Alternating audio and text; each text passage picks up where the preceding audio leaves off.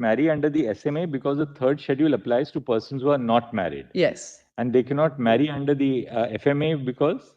One party must be Indian and one party must be foreign. Here, for my petitioners,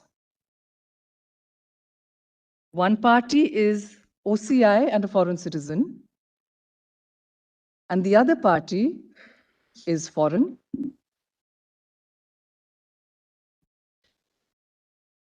And if I may tell, as had fallen from my Lord Justice Bhatt, just a little about Kamakshi and Melissa. Yes, we can.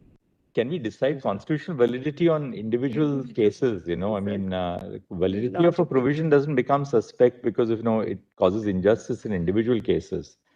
You have to look at the constitutional validity of a provision from the larger perspective. Shall we look at the plain words of the provision, my lords? But first, if I may tell my lords a little bit about this couple. See, we have, with my Lord Justice Bhatt's permission, if I have time in the end, shall I do that? And shall we go to the section itself? Classical statement of law was by Justice Krishna in R.S. Joshi versus Ajit Mills, that you know. My lords, I am on constitutionality. Hardship is only a supportive argument. And constitutionality... My question was not an invitation to outline the facts.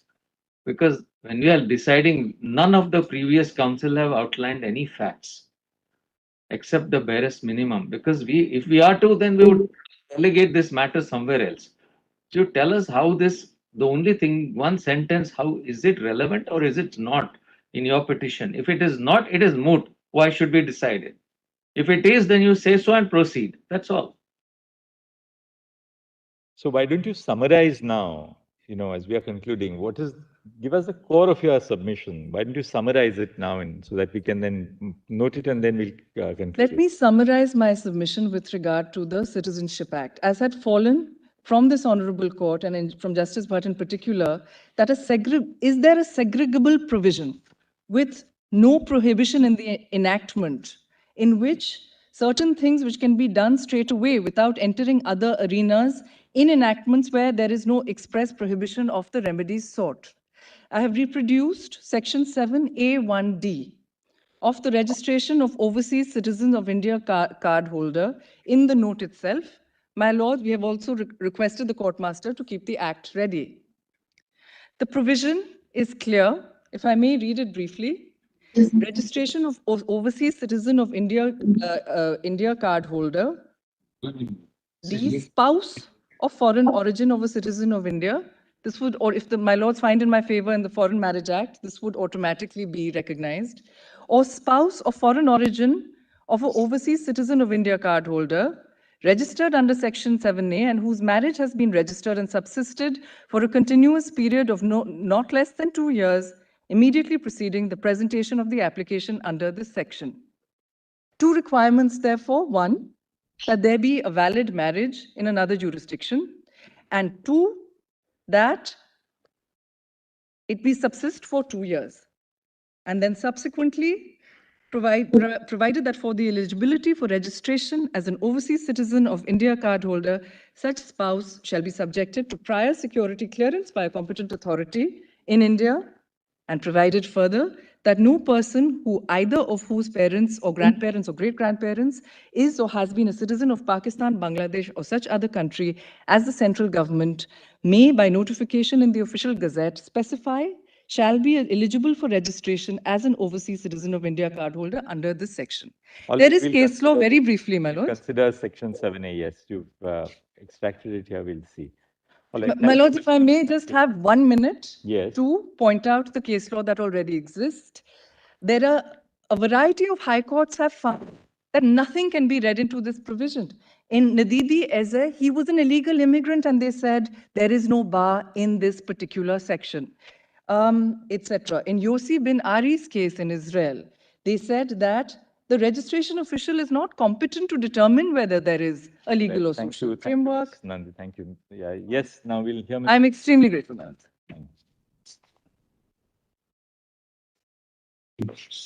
I'll get right to it, my lord. Your Lordships had raised certain questions yesterday. My endeavor and my time will be only to address those questions. Whatever points I've raised in my submissions earlier are already there with your Lordships. I had also circulated, I should say, an additional note this morning. It's the note dated 26/4/2023 in response to queries raised by this Honorable Court during the hearing of yesterday's date. Do my Lords, it's volume 10 of the folder titled Written Submissions. That's the first folder. Yes. Do my Lords Justice Bhatt and Justice Kaul have it? Yes, I have got it. I'm Yeah. most obliged. I'm most obliged. As I understood the proceedings, Aja, I have volume.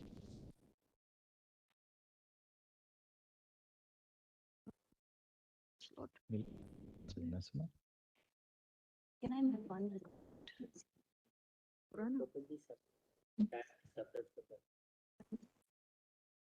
Separate folder. Hard disk. Where is it? Separate. Don't download it at home. Just check it.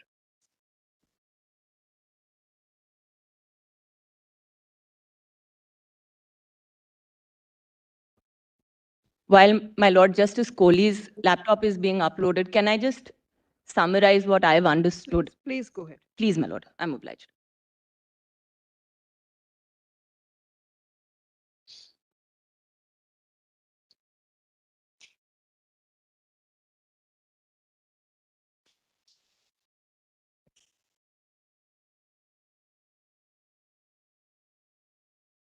Yes, please.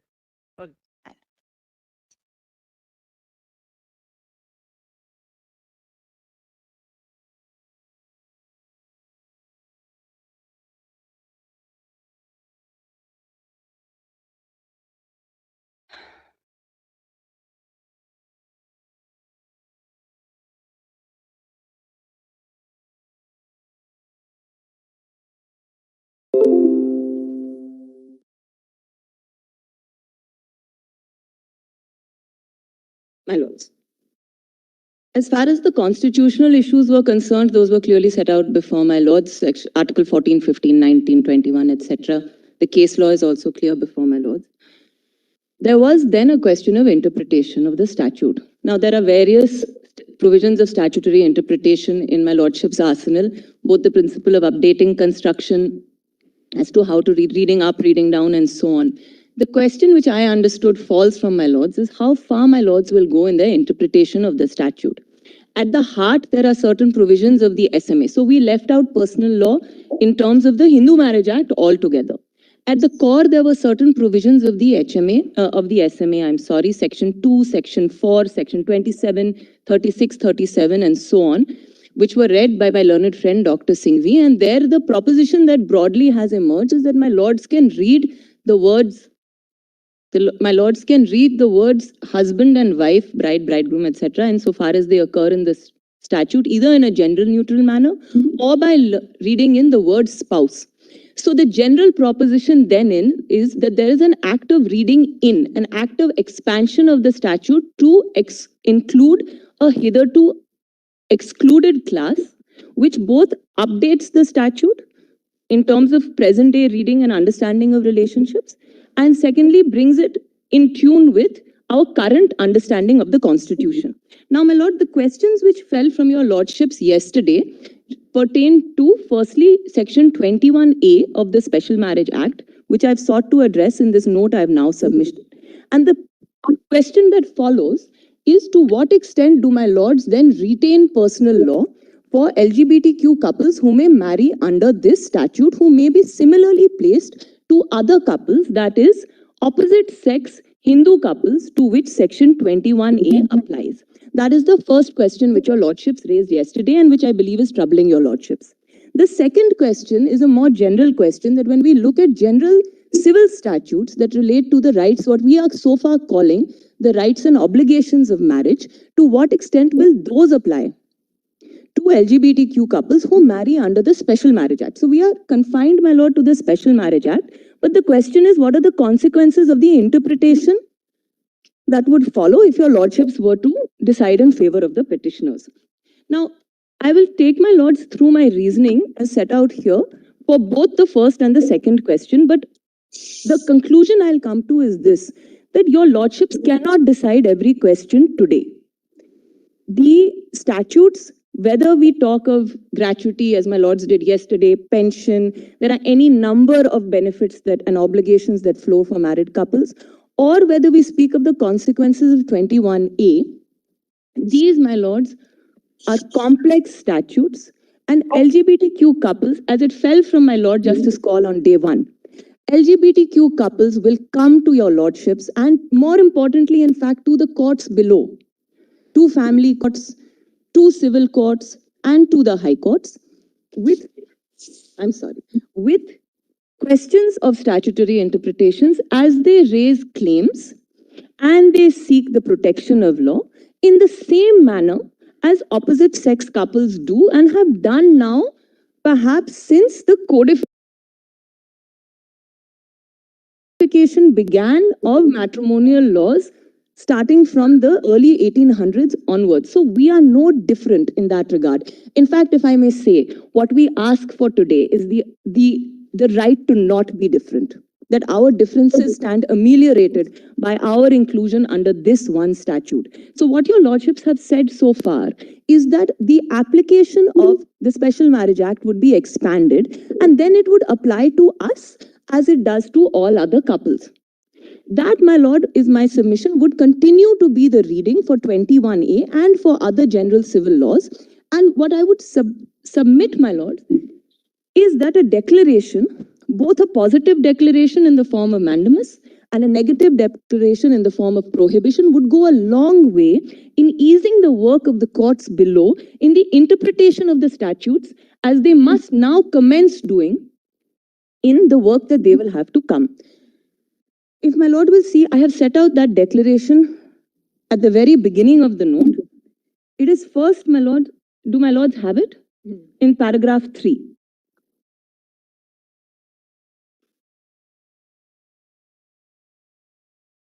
Paragraph 3.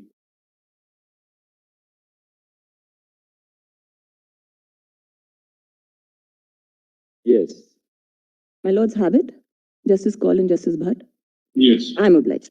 I'm obliged. So we seek, my lord, first the positive declaration that a marriage solemnized or registered, it would be solemnized, I apologize. Marriage solemnized under the SMA 54 and the parties to the said marriage shall be entitled to all the rights and obligations conferred on a married couple or a party to such marriage under any other state or central law, notwithstanding the gender identity and sexual orientation of the couple. And your lordships would also, I propose, give a negative declaration binding the state that the state nor any authority of the state shall deny rights and obligations conferred on a married couple or such party, and then the formulation is the same under the Special Marriage Act only on the grounds of sexual orientation or gender identity. Yes. With this groundwork in place, my lords, I'll now come to the first question which fell from your lordships yesterday. And my lords, let me say, it is not a light question. It is not a question to be easily decided. It is not a light question for us to consider either, to contemplate. As far as Section 21A is concerned,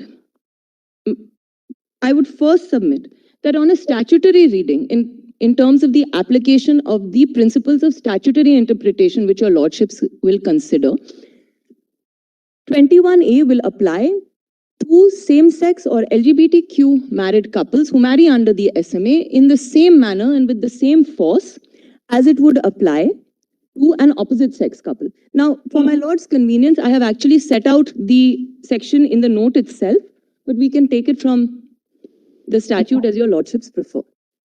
May I read for your lordship's benefit? It's, my lord, at page 5 of my note. There's a table set out, but otherwise, if my lords have it, I'll just go ahead. Special provision in certain cases. Where the marriage is solemnized under this act of any person who professes the Hindu, Buddhist, Sikh or Jain religion with a person who professes the Hindu, Buddhist, Sikh or Jain religion, section 19 and 21 shall not apply, and so much of section 20 as creates a disability shall also not apply.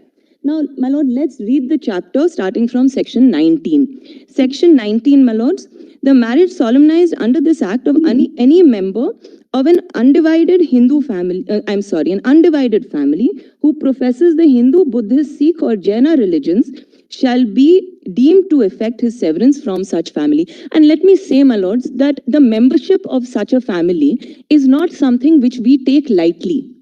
It is an important part, my lord, of the way in which we see ourselves as members of the family and as society. But, my lord, section 20, subject to the provisions of section 19, any person whose marriage is solemnized under this act shall have the same rights and shall be subject to the same disabilities in regard to the right of succession to any property as a person to whom the Caste Disabilities Removal Act 1850 applies. I'll take my lordship to the Caste Disabilities Removal Act also. Section 21, succession to properties married under properties of persons married under the Act. Notwithstanding any restrictions contained in the Indian Succession Act with respect of its application to members of certain communities, succession to the property of any person whose marriage is solemnized under this Act and to the property of the issue of such marriage shall be regulated by the provisions of the said Act, and for the purposes of this Act shall have effect as if Chapter 3 of Part 5, special rules for Parsi successions for interstate, had been removed therefrom. Now, my lords, what is the overall effect of this chapter? Firstly, upon marriage of a Hindu, Buddhist, Sikh or Jain to a person who, in light of section 21, is not a member of that faith, you are severed from the joint family. Secondly, my lord, these disabilities under this Caste Disabilities Removal Act, my lord, of 1850 is saved under section 20. Thirdly, my lords, I am removed from the operation of the Hindu Succession Act if I marry a non-Hindu, and now placed under the Indian Succession Act, as fell from my lords yesterday.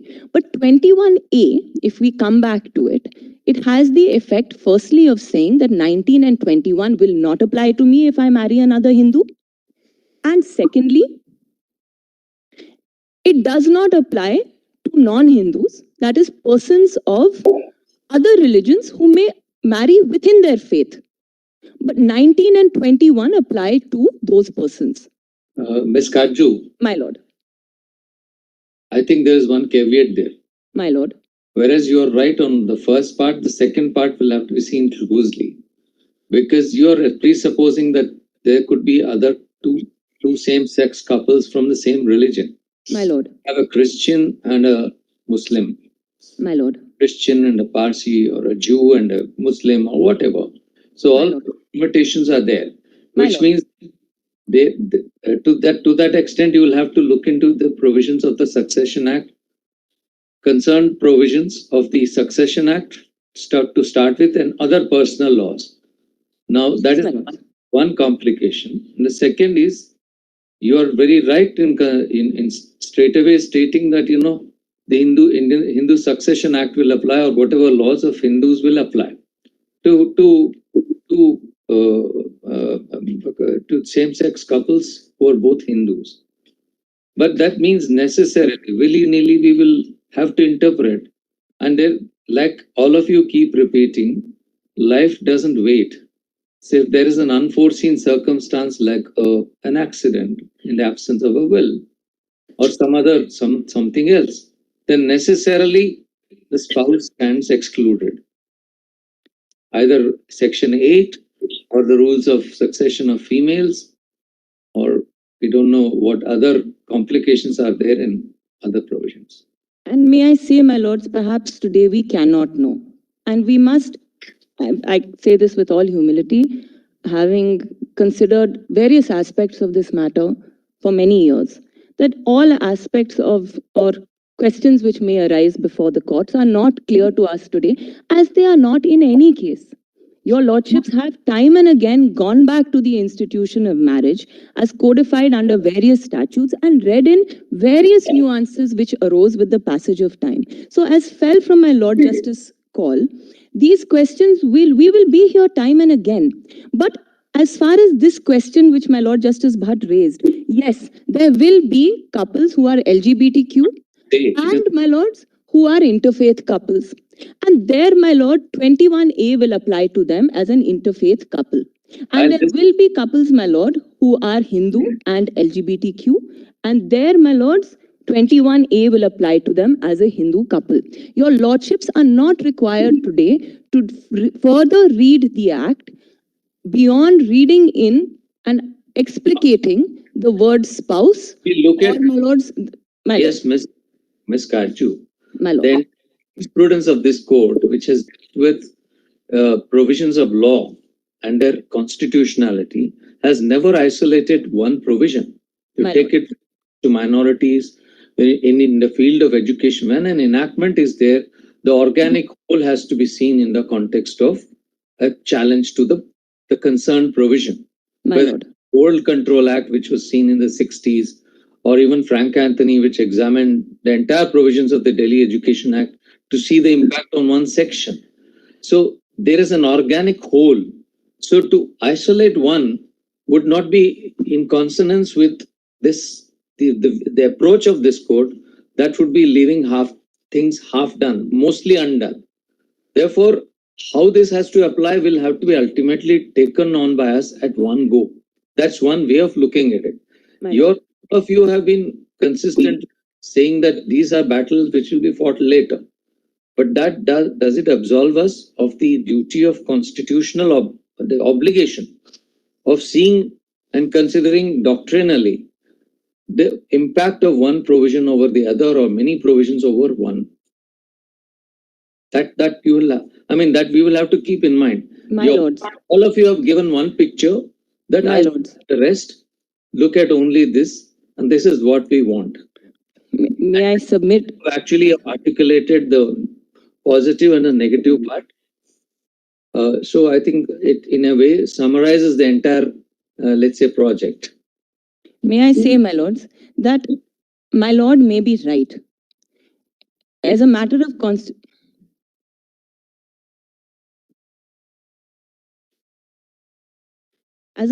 constitutional explication, the constitutional underpinnings must be taken through to their logical end. But my lord, as far as one provision or the other is concerned, I may say that in my own reading of and research into 21A, aside from one judgment before the Honorable Delhi High Court in 84, we did not find any other challenges, my lord, to the constitutionality or otherwise of 21A. I would submit that it poses no problem because it is a part of the seamless whole of the statute as it stands today in light of the legislative developments that have taken place since 1850. So if my lords will permit, I'll come to my second point, which is on the evolution of the law of special marriage. Yes. Which commenced, my lord, in 1872. And prior to that, my lord, we would just shortly consider the Caste Disabilities Removal Act of 1850. So if my lord. You know the questions that we have asked. You just formulate your points. My lord. Then what ideas you have, what my lord. suggestion you have. My lord. You can just. My lord, I'm very. Right away, you will be able to easily appreciate that. We wanted the other side to begin at 12. Now I think we now start. If we can just formulate, we'll ask the others also to formulate 2 or 3 submissions and then we just. I bow down, my lord. So if my lords will just briefly consider, then I'll come straight away to the second portion of my submission on 21A, which is the legislative history of the Act. And I'll quickly take your lordship through it. I won't trouble your lords with my note. In fact, the short point is this. In 1850, my lord, the British legislature introduces the Caste Disabilities Removal Act, which says that notwithstanding any loss of caste, excommunication, etc., the laws relating to property and other benefits which flow from customary law will continue to attract to a person. Thereafter, my lords, comes in 1872 the Special Marriage Act. As a result, my lord, as I understand it, of certain demands by Brahmo Samajis who said at that stage that they were not Hindus. And these were live questions, my lord, before the court as to who was included within a Hindu, within the understanding of the term Hindu and who was not. And therefore, my lord, when the Act came in 1872, since a need was felt, as is felt today, that no community can be without a law of marriage, this statute required that a person give up their religion, surrender their religion, and therefore it's stated, I've set it out in the tables, that table A, my lord, at page 4, that marriage could be celebrated between persons neither of whom profess the Christian or the Jewish or the Hindu or the Mohammedan or the Parsi or the Buddhist religion, etc. So it required me to renounce my religion. Thereafter, my lord, in 1923 comes Act 30 of 1923, which amended the provisions both as to who could marry under the Act, and secondly, my lord, as to the restrictions on personal law which applied. So, my lord, if my lords see, the first part was retained, that for certain communities, they still had to give up professing their religion. But now, the underlined portion, that marriages could be conducted between Hindus, the Buddhist, Sikh, Jaina, Hindu, so and so, or between persons, each of whom professes one or the other of the following religions, that is the Hindu, Buddhist, Sikh or Jain religion. And what we must understand, my lord, is at this time, until the coming into force of the Hindu Marriage Act 1955, this would have been the law for any intercaste marriage. Therefore, my lords, it followed, and I'm cognizant of the time, therefore it followed that, as I've set out in the second table, certain restrictions on the application of personal law were imposed, and at this point in time, it was the most onerous. If my lords will see table B, where I have given the provisions of Act 30 of 1923. Firstly, my lord, in 22, as now, it affects severance from the joint family. Secondly, my lord, the Caste Disabilities Removal Act, my lord. Thirdly, my lord, there were provisions that a man could adopt another son, my lord, in section 26. And my lords, under section 25, no person who adopted under this law would have the right of adoption, who married under this law would have the right of adoption. And under section 24, the Indian Succession Act would apply. Next, my lord, came the Special Marriage Act 1954. And this statute, my lord, is also in 54. We are in the middle of the debates about the Hindu Code Bill. And 1955, the Hindu Marriage Act follows. So now for the first time, there is a unified civil law for the Hindus. There is a unified civil law of marriage for the first time. And under that law, intercaste marriage and intergotra marriage is now permissible. And therefore, the restrictions which are adopted in the application of personal law are modified to those under 19, 20 and 21, which we have today. In 1976 comes the final Marriage Laws Amendment Act, which brings in the provision of section 21A, which now exempts those Hindu couples who marry under the statute from the provisions of 19 and 21. What, my lord, does this history tell us? As far as the application of personal law, since it fell from my lords, as far as the application of personal law is concerned, to a couple who marry, who may be LGBTQ, but who marry within their faith, those statutes which are contemplated as applying under section 21A will continue to apply. That is my submission. Now, what will be the extent of the application? How will those statutes be read? These will be questions, my lord. Courts may hold, my lord, that we are excluded altogether, that there is no provision for the application. But how will those questions arise? In what circumstances, to which persons? Those are, my lords, questions which, as my Lord Justice Bhatt perhaps indicated, will arise on a factual basis with the passage of time in different circumstances. But my submission, my lord, would be this, that per se, in my lord's reading of the Special Marriage Act, section 21A must continue to apply to Hindu LGBTQ couples. There can be no per se exclusion of Hindu couples who choose to remain within their faith for the matter of who they choose to partner with. In 50 years, I would submit, my lords, this section has not created any major difficulty with respect to its interpretation to opposite sex couples. And my next submission is this. My lords should not presume and pre-anticipate a difficulty which would arise for LGBTQ couples. On the one hand, the union submits that it would play same-sex marriage or LGBTQ marriage would play havoc with personal law. On the other hand, we tell your lordships that we are part of our societies and our communities. Our parents also long for our marriages just as those parents of opposite sex couples. They long to see that day, your lordships. So let us not assume, yes, there are cases, my lords, where a family may oppose a marriage. Those cases exist for opposite sex couples also. And how have your lordships and the union responded? Your lordships have responded by saying from a series of cases in Lata Singh's onwards that the state is enjoined to protect such couples. And the union has also risen to the occasion. The police protect such couples as today they protect us when we approach the courts. And the state also responds by offering, for instance, under the Dr. Ambedkar scheme, under the Ministry of Social Justice and Empowerment, special schemes to promote intercaste marriage. So, my lord, it cannot be presumed, because today we are going through a process of social change, because today we are at the threshold. Neither this court nor I would humbly submit the state should presume that there is going to be a certain kind of outcome. They should see their people. It is not only a question of elites, my lord. We receive calls and we hear from young people across this country. From the inception of this case, my lord, I have received calls from people in Hisar, in Surat, in Chhattisgarh. When I asked, which district are you from? They said, which district? We are from Raipur, we are from Rajnandgaon. You name it. Let us not assume any more than we would assume at the outset of embracing any section of our society within the fold of law. Let us welcome them. Let the union welcome us and bless us as it would bless any other married couple, my lords. We seek those blessings.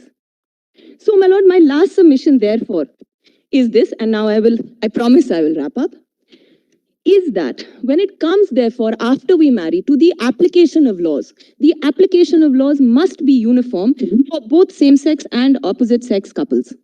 On the one hand, my lord, there are general civil laws, for example, as fell from my Lord the Chief Justice yesterday, of gratuity, pension, inheritance, succession, and so on. And my lords, those laws, the word spouse would be read in, the word husband or wife would be interpreted in a gender-neutral fashion. And my lords, where a person would otherwise nominate their spouse of the opposite gender, today we would be nominated as spouses of the same gender. The other question, my lord, is the question of having children. Now, it fell from my lords, and very rightly, my learned friend, Mr. Vishwanathan, also said that today, perhaps not all couples wish to procreate. Not all couples who marry shall have children, and nor is having children a condition of any law. But my lord, as a couple, as a married couple, having a child is part of the human experience. And it may be something that some also long for. Today, marriage is a gateway for couples to have children as per the legal framework.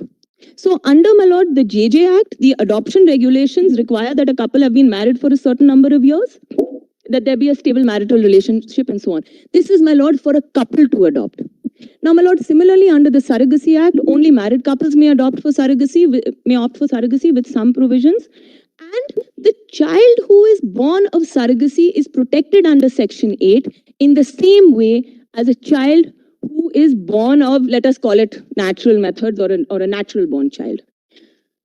Similarly, my lord, the adoption statutes say that at the moment of adoption, an adopted child, there will be a severance with the biological family, and the adopted child will have all rights and obligations as a biological child does.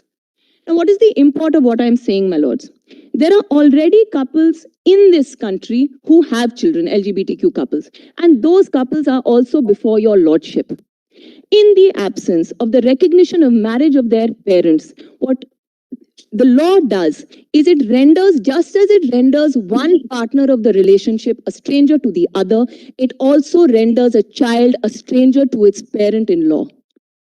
That child has no relationship in law with one of its mothers who may love her equally as a mother in an opposite sex couple, who may do everything from morning to night as a mother does in an opposite sex relationship. But that child, my lord, without the protection of law, without the protection of adoption law, or the provisions of Section 8 of the Surrogacy Act, or similar provisions of the Assisted Reproductive Technologies Act, is rendered a stranger to its parents. That your lordships have held on numerous occasions is constitutionally untenable. A child cannot suffer because of the parents belonging to a protected class under Article 15. This is the sum and substance of my submissions, my lord. I'm grateful for a very patient hearing to this side. I'm obliged. Now, Your lord. we now have four remaining counsel, Mr. Raghav Avasthi, Mr. Shivam Singh, Mr. Namit Saxena, and Mr. Manu Srinath. We would request all four of you to now wrap up in 2 minutes or 3 Your Lordship, minutes. Ms. Amritananda Chakravarti. Your Lordship, I'm a petitioner just after Ms. Karju. Yes. Yeah, I'll just take 10 minutes, Your Lordship. Very brief. I've already given my note, my lords. It's volume 8. It's a brief 1.5 page note, Your Lordship. I've set out my... Got your note. If you can just make maybe 1 or 2 points now. Yes, yes, Your Lordship. What is the...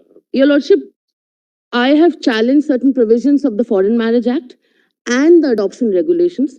I'm the only petition that has challenged the adoption regulations for excluding same-gender couples and transgender persons from the institution of adoption, joint adoption specifically.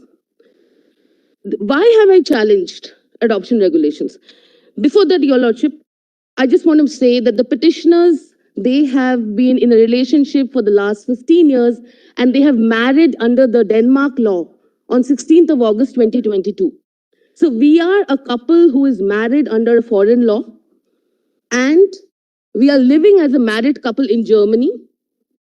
And what we want, we are there because of our professional deputation. We don't want to settle abroad. We want to come and settle in India. But we want with our marital status, we want with our joint life that we have built in Germany. So the question on Foreign Marriage Act, I just have one point, Your Lordship. Your Lordship has my note? Yes. Why don't you formulate it? Yes. My first submission under the Foreign Marriage Act, Your Lordship, is, if not for my sexual orientation, the petitioners would be able to register their marriage in India under Section 17 of the Foreign Marriage Act. And what is that exclusion, Your Lordship? That is not, if I may respectfully submit, under inclusion, Your Lordship, that is discrimination simpliciter. To exclude a couple on the ground of sexual orientation, that you are treated as a married couple in Germany and yes. So that is discrimination simpliciter. My second point on adoption regulations. Your Lordship, I've set out the adoption regulations in my note. Yes. B. If I may read, Your Lordship. What is the point on the adoption regulation? That my point is the adoption regulations go beyond the remit of the Juvenile Justice Act. If I look at Juvenile Justice Act, Your Lordship, the definition of prospective parents in 249 of the JJ Act, it uses the word person or persons. Your Lordship, if you may look at the JJ Act just for 1 second. 249, Your Lordship. My lords, Justice Kaul and Justice Bhatt has it. The JJ Act 249, the definition. If I may read. Yes, read please. Prospective adoptive parents means a person or persons eligible to adopt a child as per the provisions of the Section 57. Please mark these words, Your Lordship, a person or persons. Now, if I may come to Section 57. Your Lordship, please note JJ Act is a secular legislation that has been said by my learned predecessors. This is not, I'm getting into personal laws. This is the only law which we had brought in adoption from the Hindu personal law to the adoption regulations. For single male is not eligible. That's not relevant. I am on 57.2. My first submission, Your Lordship.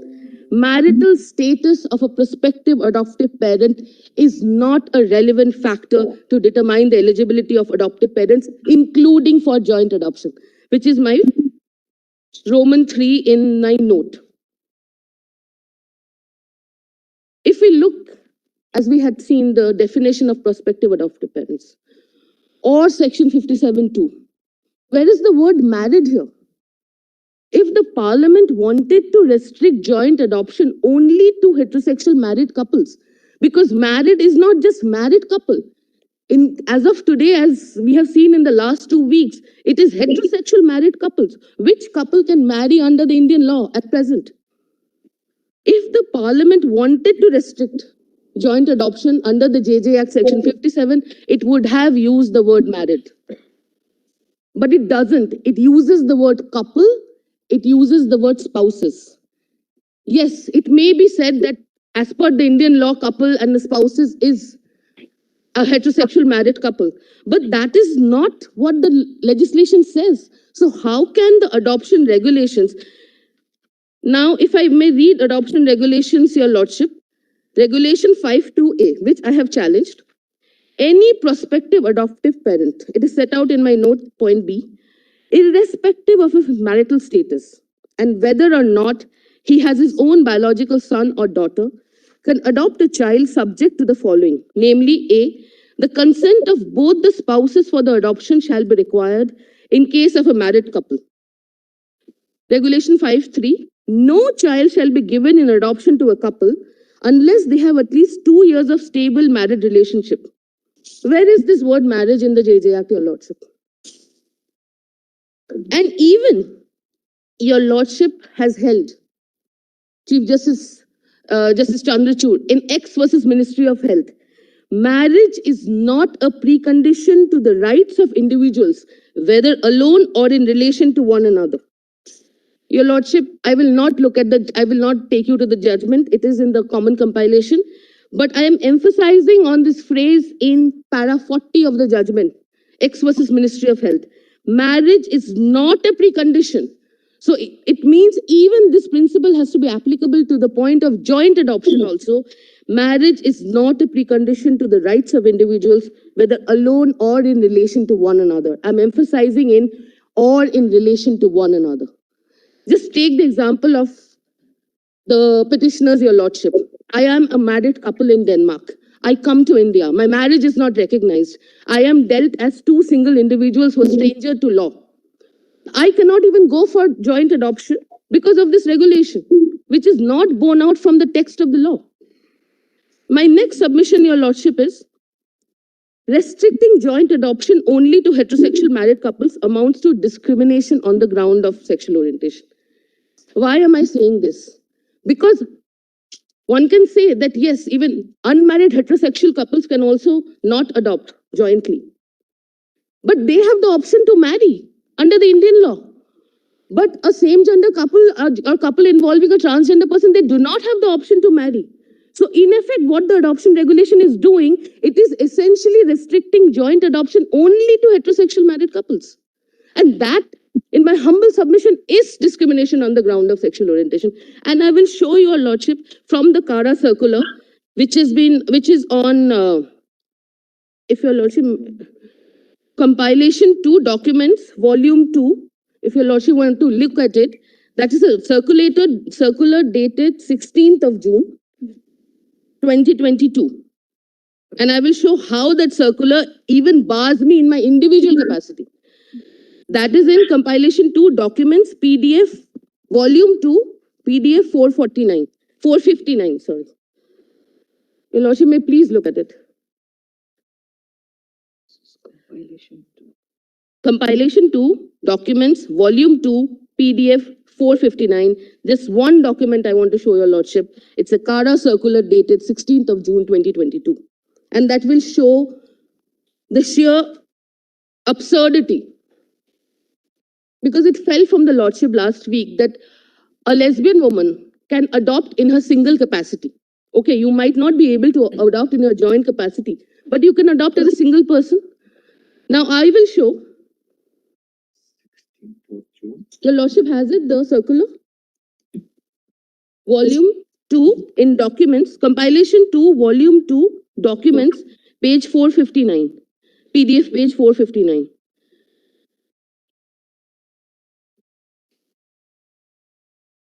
Justice Bhatt and Justice Kaul has it? Yes. Read it here. If I may read, just 3 lines. It's an office memorandum from Central Adoption and Resource Authority. Registration of cases of single PAPs, prospective adoptive parents that is, having a live-in partner in a long-time relationship and not married regarding. It has been noticed from home study reports that some single PAPs registered with CARA for the adoption process are in relationship with their live-in partner. The cases of single PAPs engaged in live-in relationship have been discussed in the steering committee of Central Adoption Resource Authority held on 18th April 2022. It has been decided to go with the earlier decision of 14th, I'm not reading that, then after 10th May 2018, that the cases of single PAP in a live-in relationship with a partner will not be considered eligible to adopt a child, and their registration from concerned agencies, authorities will not be considered for approval. Then point 3, this is the main line. The decision has been taken in line with Regulation 5.3 of the Adoption Regulation 2017, which is exactly the Adoption Regulation of 2022, 5.3. The authority would like the children to be placed only with the stable family, and single applicant in a live-in relationship cannot be considered as stable family. Your Lordship, this is the CARA circular, which is barring even a single person who is in a live-in relationship from being eligible to adopt a child. All this while we have been thinking that a single person, a single queer person, a single lesbian person can adopt in their single capacity. What is the harm? You have access to adoption. But I don't. And where is this coming from? It is referring to Regulation 5.3. So just look at my state. I am married in Germany. I come to India. I am treated as a stranger in law to each other. And now I cannot even adopt in my single capacity because I am in a relationship with my partner. I am in fact a married couple as per foreign law. So as per the Indian law, as per the adoption regulations, I am not even thought fit to be eligible to apply in my single capacity. What is the effect and what is the messaging to the queer community? Your Lordship, my last point. My predecessors have talked about right to found a family. I'm saying right to motherhood. I'm a lesbian couple. I have been desiring to have a child, to adopt a child, as much as I desire to have my relationship recognized. Now, last point, Your Lordship, it is not just the right of an adoptive couple to a family. It is also the right of a child to a family. We are talking of adoption, and as per the JJ Act, who is to be adopted? If we look at section 56 of this right has been statutorily recognized. If I may read, Your Lordship, section 56(1). Adoption shall be resorted to for ensuring right to family for the orphan, abandoned and surrendered children. These are the children we are talking, Your Lordship, orphan, abandoned and surrendered. And they have a right to family, not just under the JJ Act, under the international law also, under Convention on Rights of Child, Article 20. The exclusion of same-gender couples and transgender persons from adoption defeats the very purpose of adoption, defeats the very essence and the object of adoption, which is what? Which is to provide a stable, a loving and affectionate family to a child. Just because I am part of a same-gender couple, just because of my sexual orientation, I will be denied this basic right, not just to myself, but even to a child who needs a loving family. And lastly, what Ms. Karju said, Your Lordship, the entire JJ Act, it is what is the guidance of this JJ Act? It is in the best interest of the child. Is it in the best interest of a child not to have a legal relationship with the second parent? Is this how we are going to advance the object and the purpose of the JJ Act? I rest my case, Your Lordship, with just last point that the petitioners, they are part of a historically oppressed and discriminated minority. Their relationship and their family deserve as much dignity and recognition as it is to be accorded to an opposite sex couple.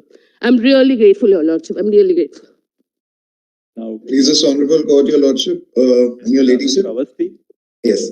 My Lord, I'm appearing through video conferencing, and as a matter of fact, I happen to be in Germany, and my marriage was also registered in Denmark. My petition is in relation to, it seeks a declaration in relation to Section 5 of the Hindu Marriage Act, and it has already fallen from your lords that there will be no interference with personal law, but let me at least make an elevator pitch because I have only 5 minutes either which way. So I cannot expend more than 5 minutes of the Constitution bench. But Mr. Awasthi, I think this area we have, nobody has opened. So, for us to open it in 5 minutes would be unfair because, this is an area which we have scrupulously excluded from the scope of the debate. once we open this up in 5 minutes, it will be unfair, A, having regard to the canvas of the matter. And nobody else, everybody else would like to then argue the same point, I think. My lord, I Perhaps bow we down. As a matter of fact, just one moment, my lord, then I leave it up to this bench.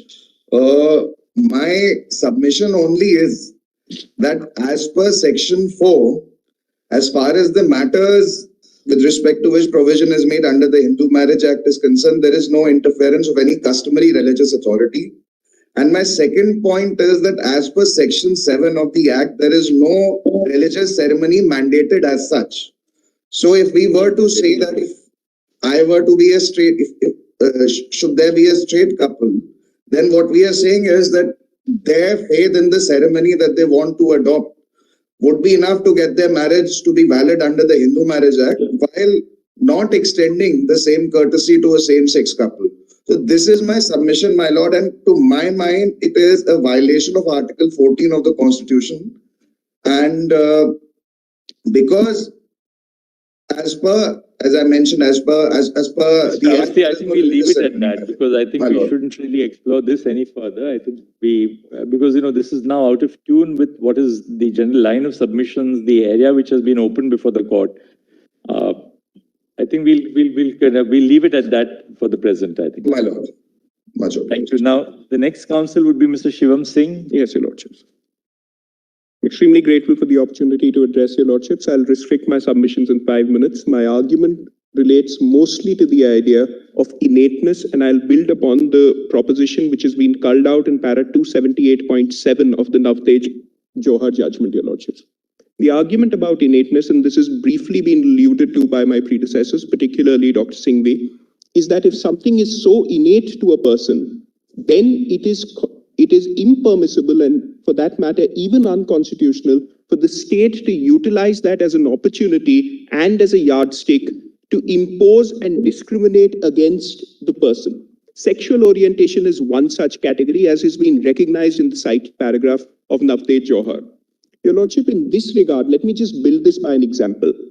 When a person is born, that person, while growing up, will either choose to be right-handed or will choose to be left-handed. Subsequently, through a process of choice, that person can even change whether to be right-handed or left-handed. A person can be ambidextrous.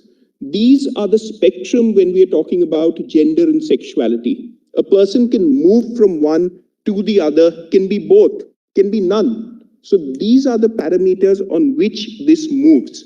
Now, sexual orientation and gender, as has been recognized in the cited paragraph, is such an innate characteristic of a person that to discriminate on the basis of that would fall the test of constitutionality. And I say this for a particular reason, Your Lordships. It is not open for the state government to discriminate, or for that matter, the union government to discriminate on these parameters. If they were to do so by using a person's sexual orientation against them, something in most cases people have no control over, then without establishing as to what is the harm which is being caused to any other person, it would fall foul on first principles with the social harm, Your Lordships. There is no harm which is being caused to anyone in this regard. From that, what is the submission? Your Lordship, the continuation of this is that the grant and conferral of these positive rights upon the queer community is not a zero-sum game. It is not being granted to the queer community at the expense of anybody else on the other side. The only argument which the union, or for that matter the state government, can present is that this is running contrary to the idea of social morality, of public morality, and that is the basis for them to deny this right and to deny this privilege. In this regard, Your Lordships, let me just build the argument as to why it would be completely impermissible to do it.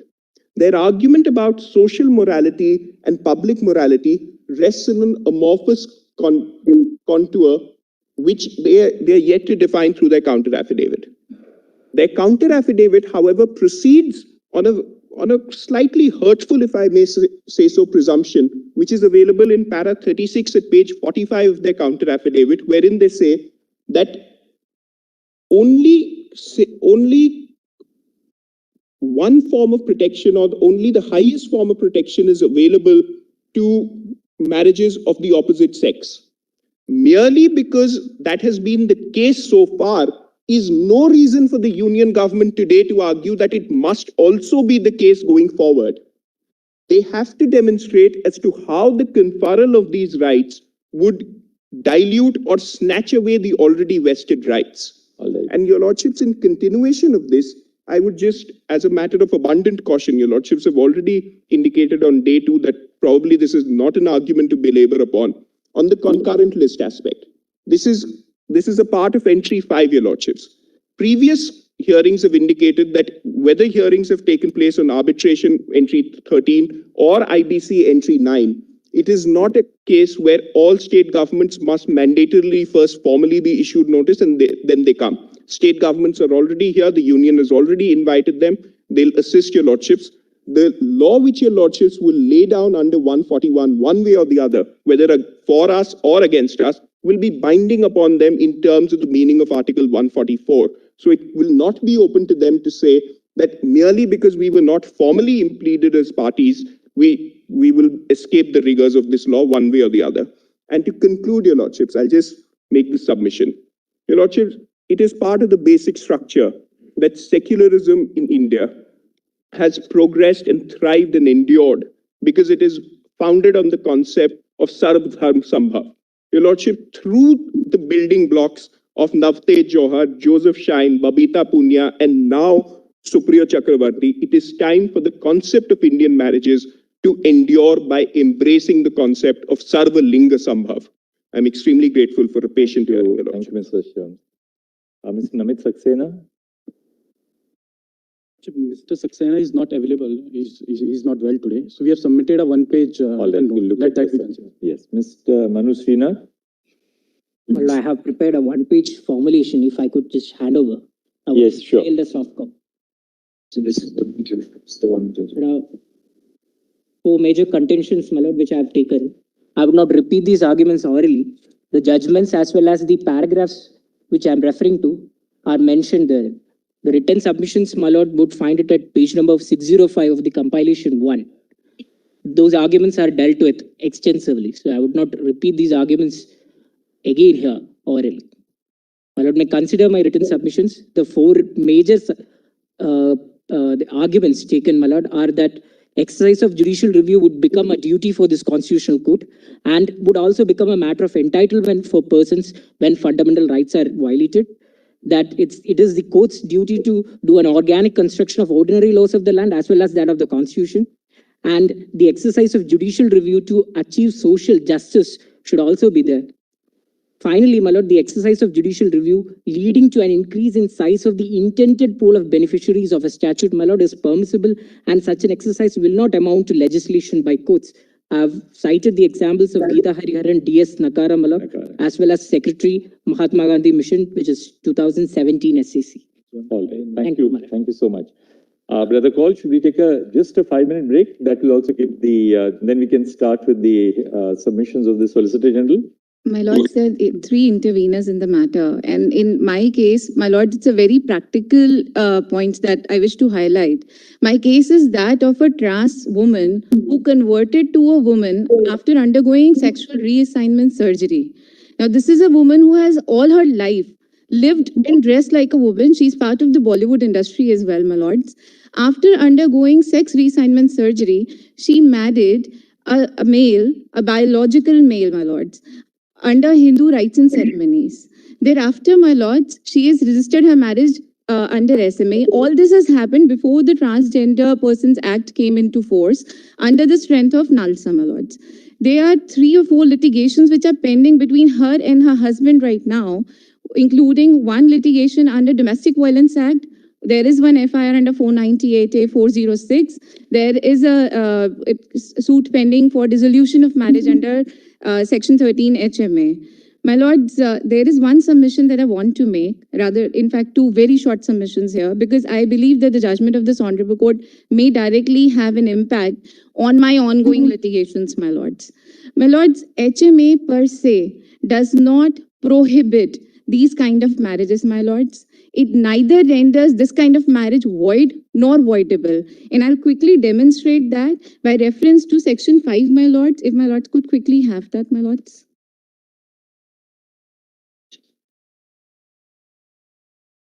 What do you, which act? Hindu Marriage Act. Hindu Marriage Act, my lords. Counsel, there is one concern here. I don't think we'll go into this at all because if consistently said. My lord, I understand, but this is a case of not of same-sex marriage, my lord.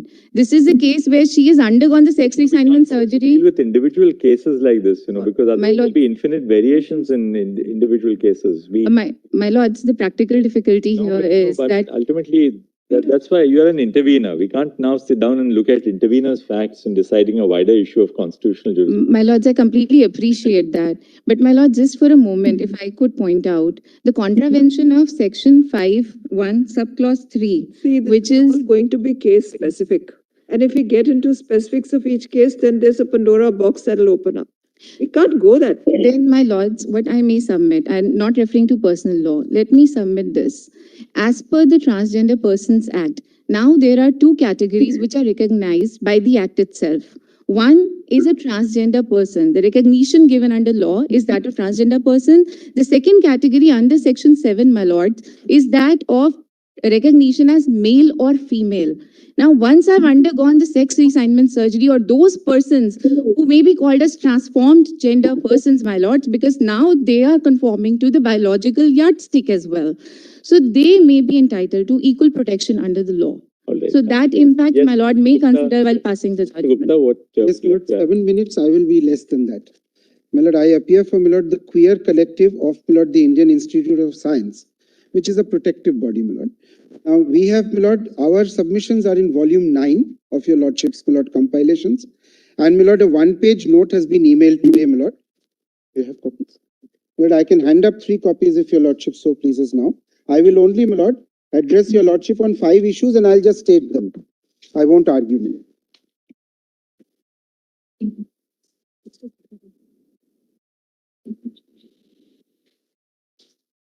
My lord, I have thought about this matter, my lord, on the basis of 2 questions: why and how.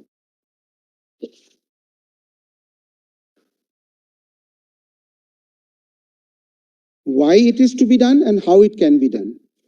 My lord, most of the submissions, 4 of these are, my lord, points on the issue of why. My lord, first of all, my lord, section 4C of the Special Marriage Act appears to make a distinction between men and women as far as age is concerned.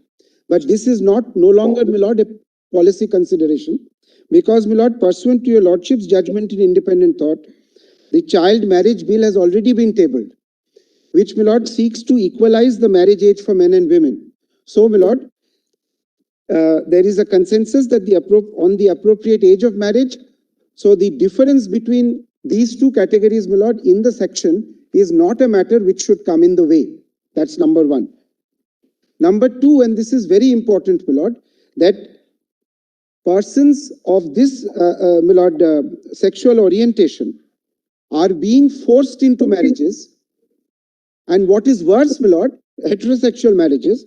And what is worse, my lord, there are unscrupulous people out there who are suggesting that there can be conversion therapies, that it is medically capable of being corrected.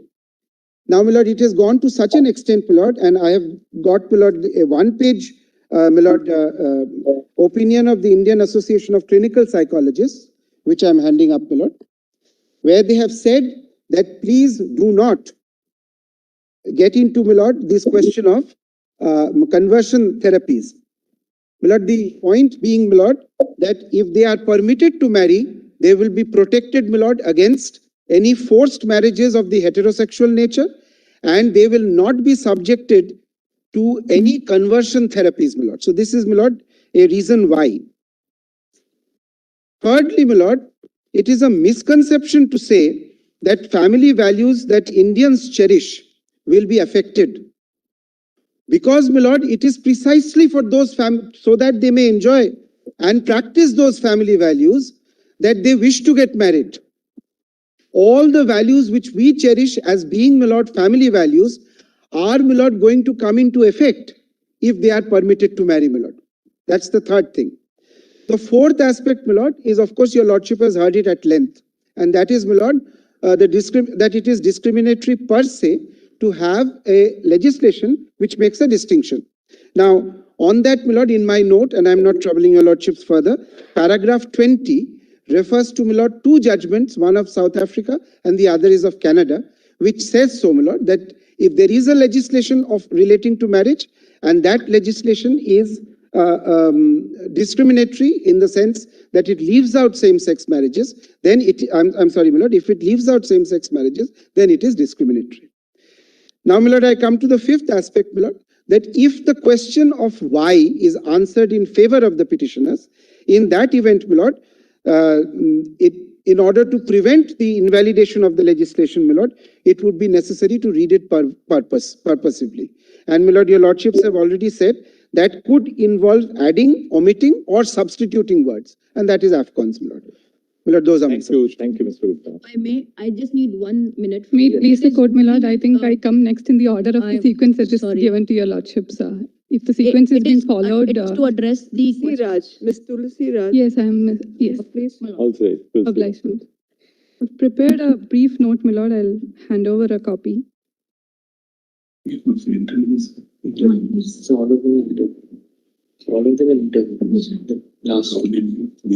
Without repeating any of the points that's been already made, my lords, I think only two aspects of anti-discrimination theory that remained unexplored so far in the debates. The first aspect is, my lord, the concept of demeaning, which has been conceptualized by the scholar Deborah Hellman, and which your lordships will find on pages 3297 of volume 4 of the compilation on behalf of the petitioners. Ms. Hellman explains that every case of demeaning, my lords, every case of disrespect does not constitute wrongful discrimination. Scholars, my lord, your lordships are well aware, have always asked the question of what is in fact necessary in law for some act to be constituted wrongful discrimination. And she identifies two elements as important for an act to be identified as wrongful discrimination. The first is, my lord, that there should be an expression of unequal humanity of the other, that there should be an action that reflects that the other person is not treated as an equal moral person, and that is the first requirement. The second is that, my lord, the person who is discriminating, the discriminator, should be able to do that because of the social context. That is why, my lord, your lordships are aware, we have the whole concept of cognate and dominant groups in discrimination law, and it's always conceived that it is always a dominant group who is able to, or who is conceived by law to be able to discriminate against a cognate group because of the particular social context. Now, in this case, I would submit, my lord, that the exclusion of LGBTQ persons from the ambit of the Special Marriage Act would constitute demeaning in the way that scholar Hellman explains it. This is because, my lord, there cannot be a better example of demeaning rather than to say, my lord, that your love is incapable of being recognized by the law. There is no, my lord, no better example of demeaning rather than to say that your partnership is not deserving of legal recognition. Therefore, my lord, I would submit that the scholarly understanding of discrimination law, my lord, might help us to inform the reading of Articles 14 and 15, to inform our reading of the Equality Code of the Constitution. Now, the next point, my lord, is by referring to the theory of disgust by Martha Nussbaum, and your lordships have extensively made use of the scholarly literature by Nussbaum in various judgments. Now, my lord, the theory of disgust is propounded in the way that the approach towards same-sex couples or the approach towards LGBTQ in toto is grounded on a public disapproval, is grounded on certain prejudicial understandings of how these couples or how these persons conduct their lives. Now, lordships will certainly appreciate, my lord, that the history of this is tracked, in fact, by Nussbaum in the American context by collecting statistical data relating to pamphlets which were spread during the whole debate on. We'll have a look at that. Yes, my lord. Be circulated. Then your next point is expressive harm and discrimination, which is based on Joseph Shine. Which is based on Joseph Shine, my lord. I just want to make the point there, my lord, that when your lordships, my lord, struck down section 497 of the IPC, my lord, there was nothing in the provision expressly as it stood, my lord, which expressed any opinion about how what it conceives about the sexuality of women. But your lordships went ahead and said that there are certain prejudicial notions which inform this provision, and that is sufficient, and that prejudice is sufficient to render this provision unconstitutional. The next point is about the proportionality test, which has been argued actually. Yesterday it was cited. Yes, my lord, the proportionality. That's all right. You Yes. cited modern day. Yes, my lord, your lordships have dealt with proportionality, my lord, and Then fourth is that your case is supported by data and that the respondents is. yes, no, because, my lord, in paragraph 18 of the counter affidavit, my lord, the union says that there are psychological harms which are caused to the children of LGBT. That, my lord, is in fact rebutted continuously by data, my lord, and I have referred to one study, that is a British Medical Journal study on pages 3341 and 3358. You are advocating a moderate interpretation, reading A as the in the SMA. Yes, my lord. That is, in fact, a lot of suggestions have been put forward before your lordships, my lord, and it is, of course, up to your lordships to which interpretation will be taken, and that's a moderate and a minimally invasive provision. Thank you. I'm obliged. My lords, if I may, I only wish to address. What's your name? My name is Tanushri Balla. I'm an intervener. Manjushri Balla. Tanushri. Yes. Sir, I only request to address the 4 questions placed by this honorable court before the petitioners. Yes. Your permission, please. Sir, I've submitted my written submissions and a brief note. If I may hand the same over to the bar, please. The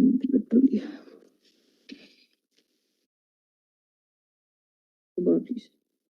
So we also need to emphasize it's being given physically to the. Yes.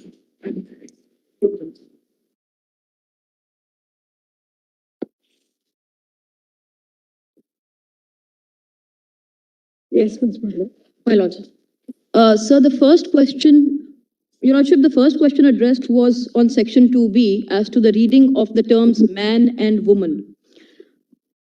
My only request is that it may be considered that there is also gender expression amongst parties who are seeking this kind of validation. There is gender expression, and then there is also the question of roles that may be assumed by parties to such marriage. If this concept, read in light of Arun Kumar and certain other data which I have put on record in my main IA, be taken into consideration, my lords, we may see that basically the problem in all the other sections remains solved. My humble suggestions are, my lords, that the man in 2B be read to include all 3, that is both cisgendered and transgendered men, as well as any person who assumes a role in the marriage that this statute confers upon men. And similarly for women, all 3, that is cisgendered, transgendered, and any person of either sex or gender assuming the role of a woman or a wife in that particular relationship may be conferred upon by the statute or by the society or by the institution of marriage. This will also remove the difficulty for trans persons, intersex persons who are not included in this ambit seeking to enter the institution of marriage, my lords. Accordingly, lists of prohibited relationships in part 1 and part 2 may be read to include any person, whether cis, trans, or otherwise, including but not limited to those identifying as third genders, so that both lists may apply uniformly and the difficulty with related to degrees of prohibited relationships may be removed. Thirdly, my lords may be pleased to direct the government to declare LGBTQI, which has already been done for the trans community, as a special class, as they are allowed to do so for customs, so that where personal customs of parties allow them to get married and enter such institution, there may be no difficulty for them to do so. We are not touching upon personal customs, but where they are allowed by personal customs, where families are supportive, they should not be hindered just on basis of a technicality.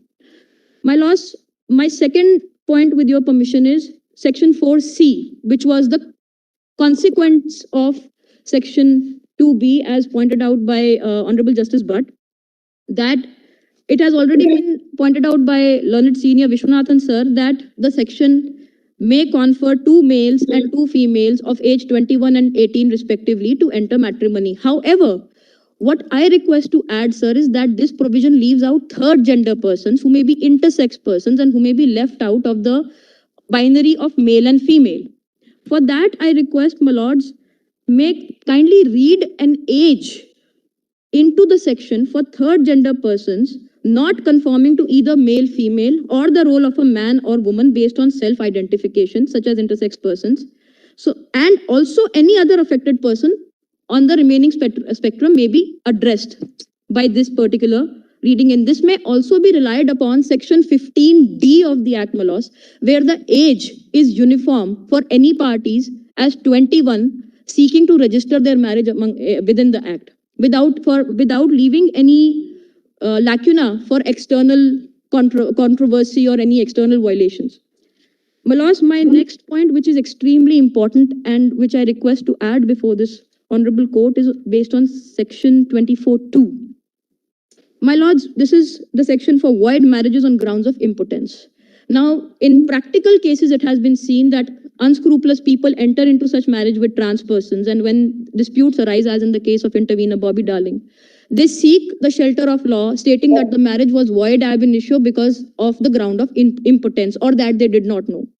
Herein, if my lords may please to declare or add as an explanation in any way that these marriages would be void except when knowledge of such impotence was communicated prior to the marriage to both the parties by either a visibly obvious way or in an express manner, basically prior to the marriage, or where the parties, after discovery of such fact, have continued to cohabit, condone, and live with each other in harmony for at least 1 year after the discovery, then this particular law, which is being misused by unscrupulous persons, can be addressed, and this will greatly reduce litigation, my laws, current litigation. All right.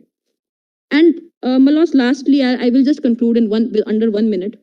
If we read gender expressions and accept the roles assumed by parties into this act during interpretation and harmonious interpretation, my laws, all the remaining sections and all the remaining difficulties will stand resolved, as in 3rd, 4th, and 5th schedules. It's on para 6 of my brief notes, my laws, wherein declaration may be by either 2 brides or wives, or 2 bridegrooms or husbands, or a bride and a bridegroom of either biological sex expressing or assuming the role as per the marriage. Sections 12, 22, and 27, where it mentions either husband or wife, it does not mandate. All right, we'll have a look at That's, it. Thank you. Thank you, my lords. Very much. We'll rise, I think, now, because we have reached 5 minutes. Mr. Solicitor, we'll hear you after lunch. Look, there was a matter, but wherein A.D. Gayatri had said that she may join.